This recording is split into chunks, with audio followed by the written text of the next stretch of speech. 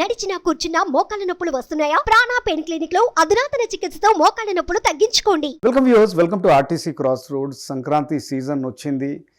సంక్రాంతి సీజన్లో రేస్లో ఉన్న ఒక చిన్న సినిమా హనుమాన్.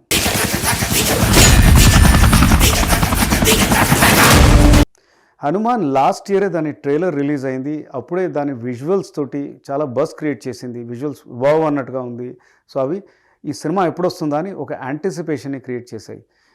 ఇంకా అలానే ఈ థియేటర్ గుంటూరు కారంతో స్క్రీన్స్ విషయమై పోటీ పడి ఆ పోటీ విషయంలో కూడా న్యూస్లో నిలిచింది. హనుమాన్ అనేది ఒక సూపర్ హీరో ఫిల్మ్ అంటే ఇండియన్ కాంటెక్స్లో మనకు కోయి మిల్ గయా, క్రిష్, అలాగే ఈ మధ్య మలయాళంలో టివినో థామస్ యాక్ట్ చేసిన మిన్నాలే మురళి ఇలాంటి పిక్చర్స్ వచ్చాయి.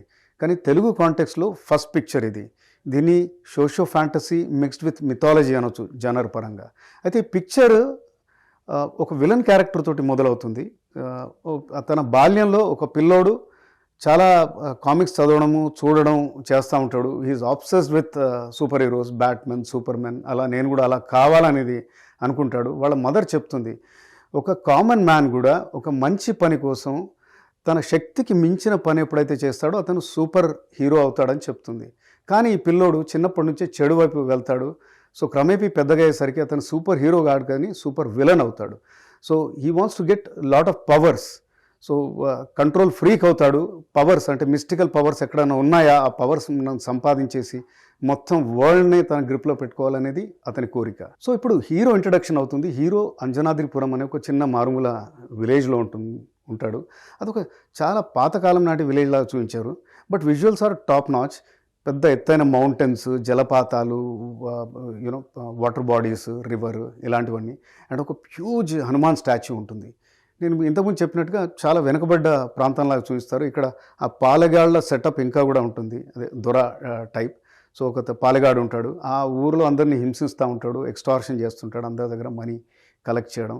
సో ఆయనది ఒకవైపు చూపిస్తారు. దెన్ హీరోకి అక్క, వాళ్ళకి పేరెంట్స్ ఉండరు. అక్క తమ్ముడి బాండింగ్. అండ్ హీరో చిల్లర దొంగ అనమాట. చిన్న దొంగతనాలు, ఆ దొంగతనాలు వచ్చే ఫన్ సీజన్స్, అతని ఫ్రెండ్స్, ఇట్లా ఈ క్యారెక్టర్ ఇంట్రొడక్షన్ తోటి కాస్త ఫ్లాట్ నరేటివ్ తోటి వెళ్తూ ఉంటుంది. అంటే కథ పెద్దగా ముందరికి నడిచినట్టుగా అనిపించదు మనకు. దెన్ ఇంటర్వెల్ ముందు ఒక పరిస్థితి దృష్ట్యా అనుకోకుండా అతను ఒక సిచ్యువేషన్లోకి వెళ్తాడు. ఆ సిచ్యువేషన్లో అతనికి ఒక మనీ దొరుకుతుంది. ఆ మనీ ద్వారా, అంటే హనుమంతుడి అనుగ్రహం ఉంటుంది ఆ మనీకి. ఆ మనీ ద్వారా అతనికి చాలా పవర్స్ వస్తాయి. ఆ పవర్స్ కూడా సమ్ రిస్ట్రిక్షన్స్ ఉంటాయి. అది చెప్తే అది స్టోరీ రివీల్ చేసినట్టు అవుతుంది. సో ఈ పవర్స్ వచ్చాక ఎవడైతే చాలా భయస్థుడుగా ఉంటాడో, అందరు ఇతన్ని చేజ్ చేస్తూ ఉంటారో, ఓవర్ నైట్ ఇతను ట్రాన్స్ఫార్మ్ అవుతాడు. పాలెగాడిని ఎట్లా ఎదుర్కొంటాడు, ఇంకా వేరే సిచ్యువేషన్స్ని ఎట్లా కన్ఫ్రంట్ అవుతాడు. ఈయన ట్రాన్స్ఫర్మేషన్ తోటి విలేజ్లో అందరికీ కూడా ఏం బెనిఫిట్ అవుతుంది. ఈ ట్రాన్స్ఫర్మేషన్ వలన ఈయన దగ్గర ఉన్న మనీ ఉన్నదని అక్కడ విలన్కి, ఎవరైతే సూపర్ హీరో అవుదామని అనుకుంటాడో, వేరే దేశంలో ఉంటాడో, ఆయనకు తెలిసిపోతుంది. ఆయన దీన్ని ఎట్లా చేజిక్కించుకోవాలనేది ఆయన ప్రయత్నం ఏముంటుందో నెక్స్ట్ పిక్చర్ అక్కడికి మూవ్ అవుతుంది. సూపర్ హీరో పిక్చర్స్లో సూపర్ హీరో ఎలివేట్ కావాలంటే ఆయనకు ఒక సూపర్ విలన్ ఉండాలి. అంటే గ్లోబల్ స్కేల్లో ఉన్న విలన్, లేకపోతే గ్లోబల్ లెవెల్లో ఉన్న ప్రాబ్లమ్స్, లేకపోతే దేశానికి ఏదో సమ్ డిజాస్టర్ అవుతుంది ఈయన సేవ్ చేసేటట్టుగా. అలా కాకుండా ఇక్కడ విలన్ కాస్త మామూలు స్థాయిలో ఉంటాడు. అదే ఒక లో పాయింట్. ఇంటర్వెల్ తర్వాత విలన్ ఇండియాకి, వీళ్ళ అంజనాద్రిపురంకి మూవ్ అవుతారు. ఈ కన్ఫ్రంటేషన్ సీన్స్ ఏవైతే ఉన్నాయో విలన్ అండ్ హీరో మధ్యలో, అవి కాస్త సాదాసీదాగా ఉంటాయి.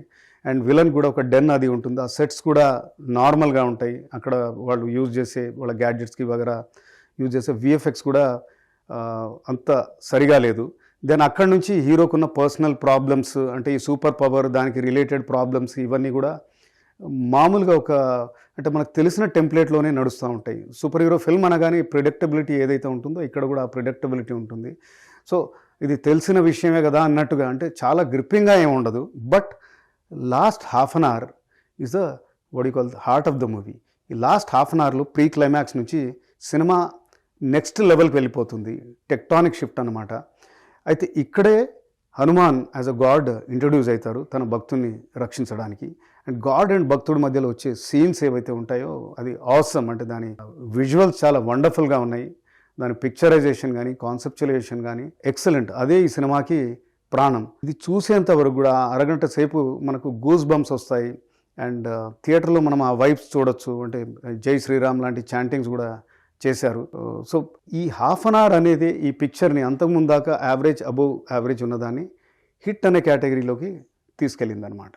సినిమా పాజిటివ్స్ అండ్ నెగటివ్స్ విషయానికి వచ్చేస్తే ఈ సినిమా ఏదైతే ఏ విధంగానైతే సినిమాటిక్ ఎక్స్పీరియన్స్ ఉందో, ఏ విధంగా అయితే విజువలైజ్ చేశారో, పర్టికులర్గా విఎఫ్ఎక్స్ ఇన్ ద బిగినింగ్ అంజనాద్రిపురం చూపించడం అండ్ లాస్ట్లో హనుమాన్ వచ్చే ఆ పార్ట్స్ అవి చాలా వండర్ఫుల్గా తీశారు, లిమిటెడ్ బడ్జెట్ అయినా కానీ. అలాగే Teja Sajja's performance is very good. Lot of variations ఉంటాయి. ఆకతాయి నుంచి ఒక ఊరిని కాపాడేవాళ్ళలాగా, ఒక భక్తుడిలాగా he has done really well. And అలాగే ప్రశాంత్ వర్మ ఇది కాన్సెప్చువలైజ్ చేయడం వేరు, ఎగ్జిక్యూట్ చేయడం వేరు. ఉన్న బడ్జెట్లో మంచిగా ఎగ్జిక్యూట్ చేశారు. అండ్ ప్రశాంత్ వర్మ యూనివర్స్ అని ఏదైతే అంటా ఉన్నారో అది I think it will go to next మూవీస్లో it will go places. Because already వాళ్ళు జై హనుమాన్ అనే సినిమా కూడా నెక్స్ట్ సీక్వెల్గా వస్తుందని అనౌన్స్ చేశారు. And music, background music bits and పీసెస్లో బాగుంది. Overall it's a good movie, good experience. You can watch it with family. Thank you for watching this. See you soon.